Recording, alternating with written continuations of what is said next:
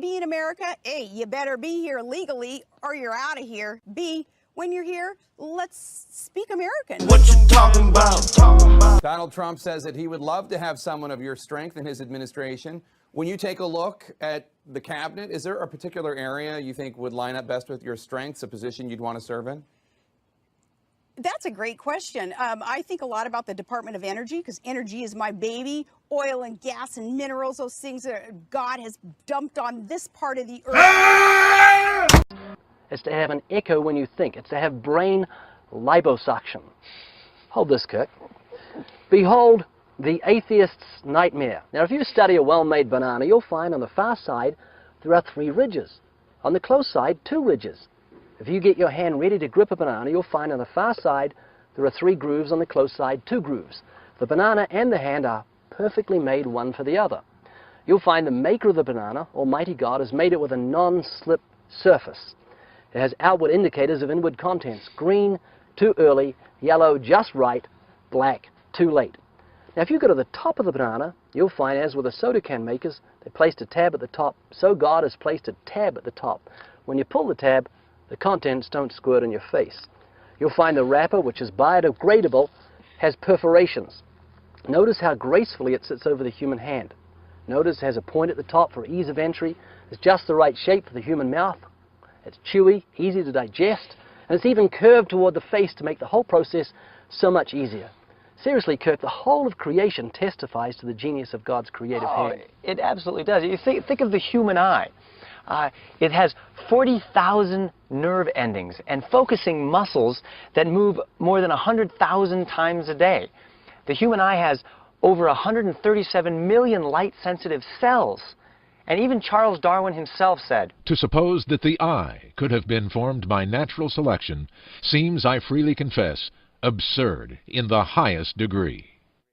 So even the creator of the theory of evolution says it just goes against my common sense and logic. People are going to find that a little bit hard to believe, but believe me, a little tiny. Believe me. Believe me. Believe me, folks. Believe me.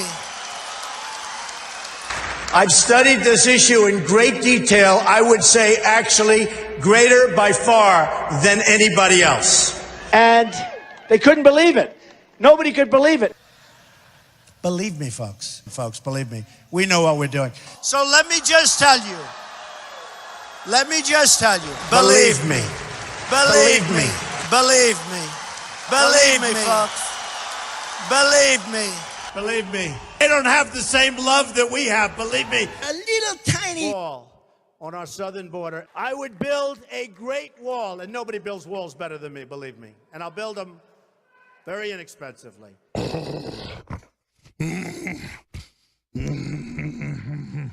To be voted on. Now, House Speaker Nancy Pelosi, she did speak just a short time ago, and she repeating the call for swift action on this package. Listen here.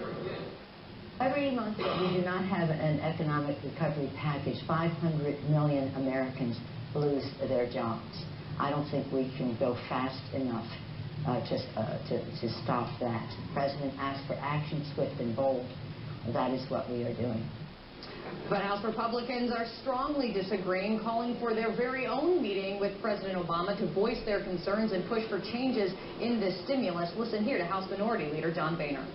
This is the round of competition that ultimately determines their fate, the make-it-or-break-it moment. The ladies will have to demonstrate their ability to answer a thought-provoking final question. Sound simple? Easier said than done, especially when the whole country is watching. Here's how it works. Our panel of judges have prepared their own questions. So now, we will ask each finalist to pick the name of the judge, who will then ask a final question. Ladies, you'll have 30 seconds before you hear the sound of this bell. Good luck. We begin with South Carolina. Hello, South Carolina, please pick out the name of a judge.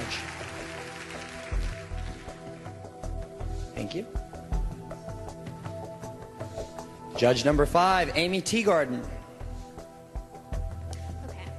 Recent polls have shown a fifth of Americans can't locate the U.S. on a world map. Why do you think this is?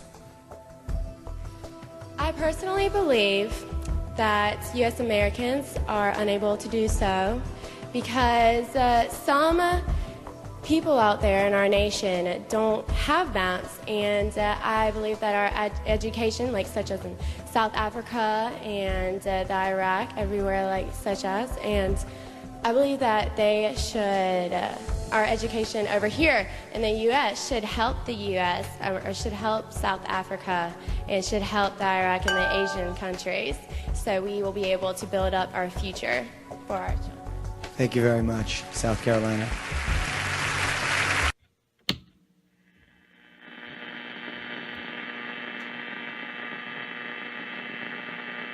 Oh, yeah. Oh, boy. Ah! I was playing also normal against Holland, and today I play also normal, so there's only one Zlatan. Are you sure? Yeah. You know Zlatan? I know, sometimes I think it's his twin brother. Because last Wednesday there was another behavior than today. You played so well today. How you know Zlatan? It's the fourth time you meet him only. Describe us then, who is Zlatan? Because a lot of Dutch people doesn't understand. I never heard this question before. I think only you're the one who don't understand, so you should ask people who know Zlatan.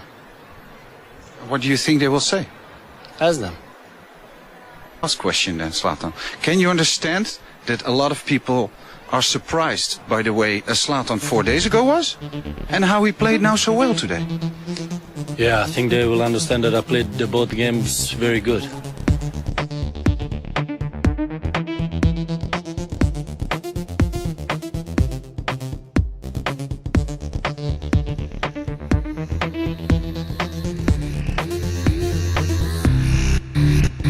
What is that? Because the one that thinks he's most perfect is the most opposite.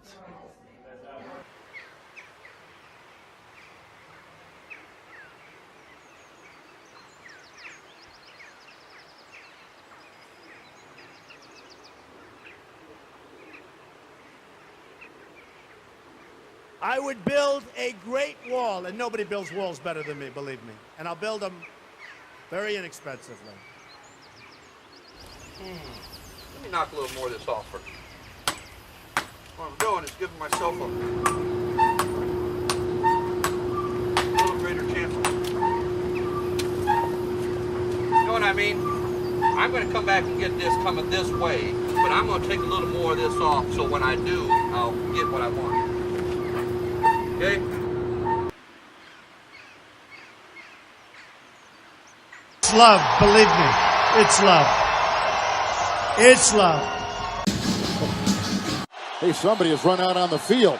Some goofball in a hat and a red shirt. Now he takes off the shirt. He's running down the middle by the 50. He's at the 30. He's bare-chested and banging his chest. Now he runs the opposite way. He runs at the 50. He runs at the 40. The guy is drunk, but there he goes. The 20. They're chasing him. They're not going to get him. Waving his arms, bare-chested. Somebody stop Look that out, man. here comes the blue coat, Oh, Kevin. they got him. Here They're comes coming the from blue the coats. left. Oh, and they tackle him at the 40-yard line.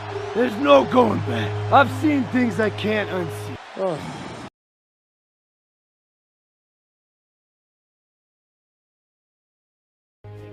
We found a dead body. Yup! What?